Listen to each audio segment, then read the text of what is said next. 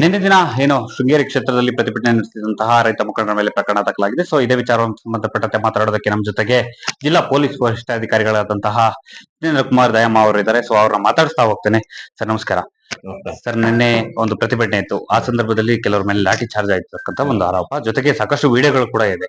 So ಇದ್ರ ಬಗ್ಗೆ ತಮ್ಮ ಇದು ಲಾಠಿ ಚಾರ್ಜ್ ಇಲ್ಲ, ಬಾಡಿ ಇಟ್ಕೊಂಡು ರೋಡ್ ಬ್ಲಾಕ್ ಮಾಡಿ ಮತ್ತೆ ಬೆಳಿಗ್ಗೆಯಿಂದ ಸಂಜೆ ತನಕ ವೇಟ್ ಮಾಡಿ ಎಲ್ಲ ಆಫೀಸರ್ ಇಲ್ಲಿ ಹೋಗಿ ಏನೇನು ಅವ್ರದ್ದು ಇದು ಡಿಮಾಂಡ್ ಇತ್ತು, ಈ ಡಿಮಾಂಡ್ ಮತ್ತೆ ಎಲ್ಲ ತಗೊಂಡು ಮತ್ತೆ ಅವರಿಗೆ ಇದು ಪರಿಹಾರ ಕೊಡಿ ಮತ್ತೆ ಎಲ್ಲ ಆಫೀಸರ್ಸ್.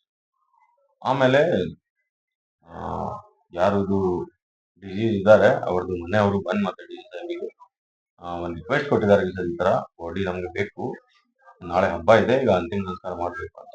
ಈ ತರ ಸ್ವಲ್ಪ ಫೋರ್ಸ್ ಯೂಸ್ ಮಾಡಿ ಮತ್ತೆ ಬಾಡಿ ಶಿಫ್ಟ್ ಮಾಡಿ ರೋಡ್ ಸ್ವಲ್ಪ ಕ್ಲಿಯರ್ ಮಾಡಿ.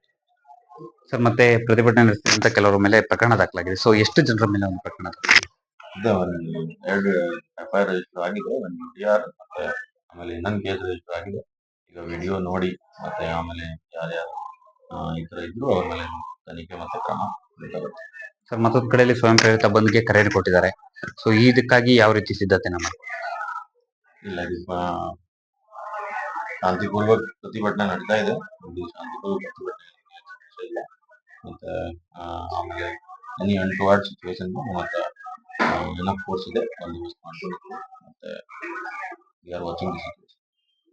ಸೊ ಇವಿಷ್ಟು ಜಿಲ್ಲಾ ಪೊಲೀಸ್ ವರಿಷ್ಠಾಧಿಕಾರಿಗಳ ಮತ್ತು ಏನು ನಿನ್ನೆ ದಿನ ಒಂದು ಪ್ರತಿಭಟನೆ ನಡೆಸಿದಂತಹ ಸಂದರ್ಭದಲ್ಲಿ ಮೃತಪಟ್ಟಂತಹ ಮಹಿಳೆಯ ಸಂಬಂಧಿಕರು ಜಿಲ್ಲಾಧಿಕಾರಿಗಳೊಂದಿಗೆ ಮನವಿ ಮಾಡಿದಂತಹ ನಿಟ್ಟಿನಲ್ಲಿ ನಾವು ಆ ಮೃತದೇಹವನ್ನ ಒಂದು ಕೊಂಡೊಯ್ಯುವಂತ ಒಂದು ಕೆಲಸವನ್ನ ಮಾಡಿದ್ದೇವೆ ಅಂತ ಒಂದು ಮಾತನ್ನ ಹೇಳಿರ್ತಕ್ಕಂಥದ್ದು. Bharat, guarantee news, Chikkamagaluru. ನಿಮ್ಮೂರಿನಿಂದ ವಿಶ್ವ ಮಟ್ಟದವರೆಗೆ ರಾಜಕೀಯ, ಸಿನಿಮಾ, ಸ್ಪೋರ್ಟ್ಸ್ ಯಾವ ಸುದ್ದಿಯೂ ಮಿಸ್ ಆಗಲ್ಲ.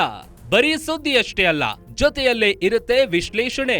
ಗ್ಯಾರಂಟಿ ನ್ಯೂಸ್ ನ ಸಬ್ಸ್ಕ್ರೈಬ್ ಮಾಡಿ, ಫಾಲೋ ಮಾಡಿ, ಕ್ಷಣ ಕ್ಷಣದ ಅಪ್ಡೇಟ್ಸ್ ಪಡೆಯಿರಿ.